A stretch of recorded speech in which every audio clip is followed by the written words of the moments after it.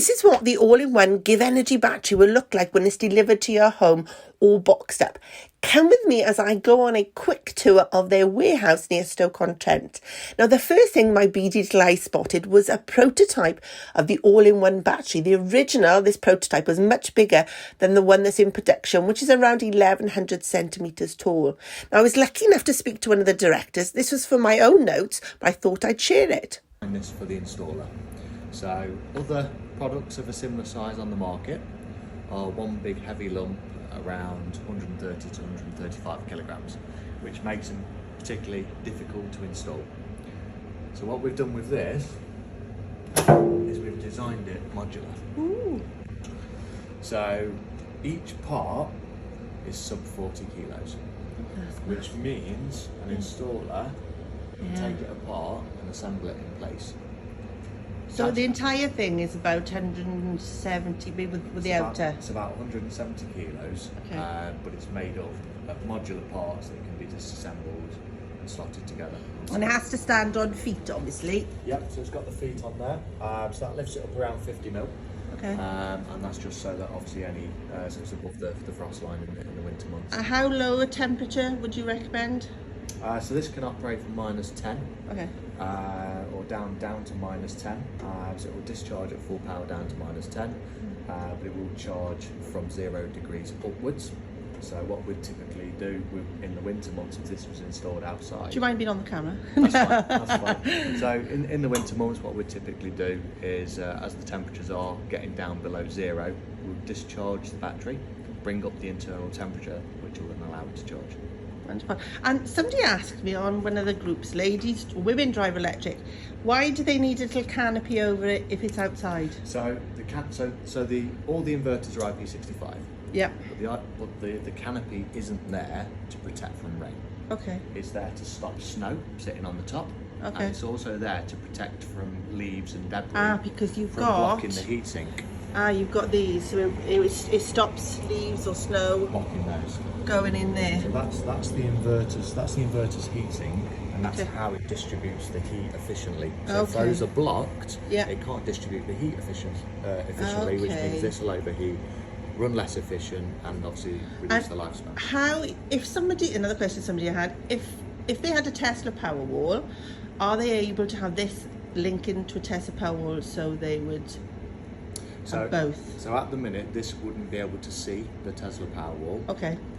So they wouldn't be able to communicate with one another. Okay. However, we are currently working on and testing multiple all-in-ones that can run in parallel together. Daisy chain them sort of together. That's correct, yeah. In my house, I'm the guinea pig.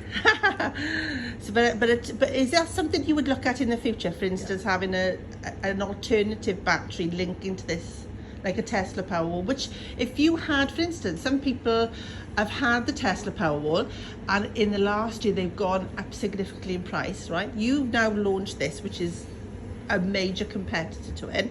So where some people might have been saving up for a Tesla Powerwall, they'd think instead, I'll get one of these, but then they'd need to be able to use the two at once.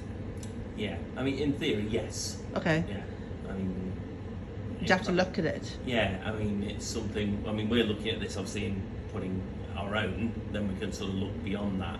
I guess you've still got the complexities of making sure it's the communication between the two. Yeah. That would make it quite difficult. Yeah. What you can have is one charging the other, so one can be discharging and charging the other one up. Yeah. So nothing's actually happening. No. So you say, right, well, I've got power, I want to discharge to the grid. Well, actually, all it's doing is charging the other battery up, and they're just passing energy between them and losing it on the efficiencies of conversion. So that would be the most complicated bit, which it's not impossible though. Yeah, it's possible, but not urgent. No. Yeah, not. And the other thing, Dave on Twitter asked me, or asked you, I would say, if he's already got some wiring. This is off the top of my head.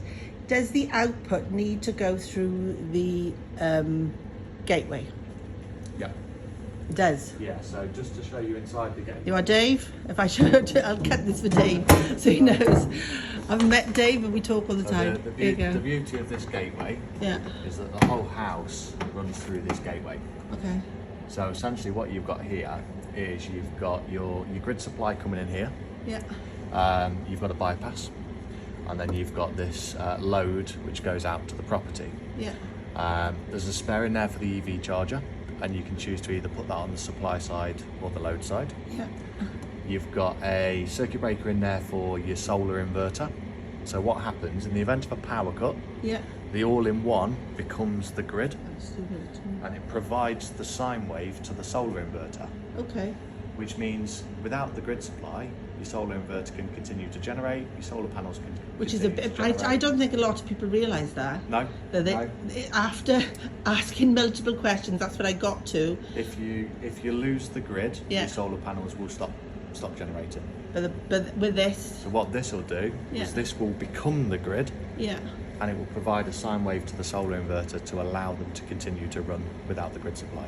Oh, that's good. And then you've got your circuit breaker there, which goes for your all-in-one. Yeah. All of your meters are already installed, pre-wired, all the CTs are in place. So same again, we've made this for the installer. Install that's easier. It's one supply cable from the gateway to the all-in-one, and Yeah. a communication cable, and that's pretty much it. It's neat. How tall would you say? How tall is it? So this is 1100 in height. And is this how it would be set up in your home with sort of ish? I mean, it depends. So this On doesn't installer. have to be installed right next to the gateway. No. Because it only requires that single supply cable. Yeah. This could be somewhere near your fuse board. Yeah. Or Well, near in your mine, cutout. that's by my consumer unit. That's about 8 metres on the other Yes. side of the house. Well, yes. In my house, this would go above my consumer unit in my hallway, and this would go outside in the garage. Yeah. Okay. Yeah, but this could go down the bottom of the garden in a shed. It makes no difference. Yeah, I hadn't thought of in the Yeah, shed. mine's at the side of the house. Yeah. Just And what was the other If you're- question? Somebody's asked about the API thing. I know that it is open source. Yeah. Yeah. Yeah, so we have an open API. Yeah. So the API allows you to monitor and control the system over the web. Yeah.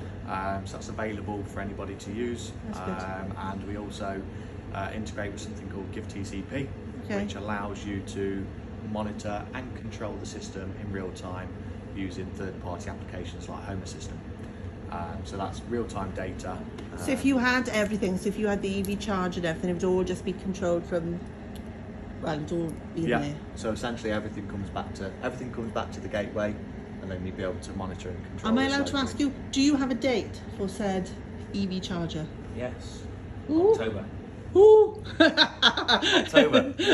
No, they are in production. They are. So I will show you one in a minute. We've had. Ooh. Am I allowed to show anybody? Yeah. We've had a number, about 20 or 30 on beta test for about 3-4 months, Yeah. maybe even Slightly longer. Yeah. So we've been testing them, integrating them, making sure they all work. Yeah. So we passed those to the factory about 2 weeks ago. So they've been making the castings and everything. So the first 800 are on the way in the next week or so. Can you pre-order them or not? Through we've not told distributors yet, so they Yeah. don't know they're coming. So, but No.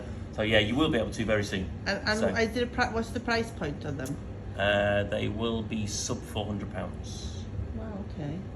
And Is what the would plan. you say was the, because I haven't looked at your EV charger, what would you think is the key thing about your EV charger that makes it unique? Or is it that it just links in It links, with links into the ecosystem first and foremost. Yeah. You can use your solar. yeah.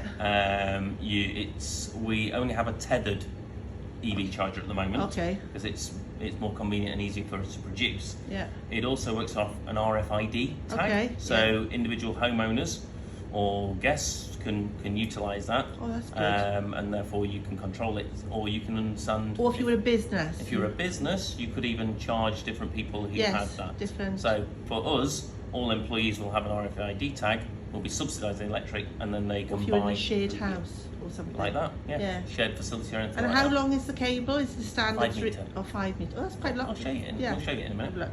Okay, I'm going to turn this off. I'll do another one.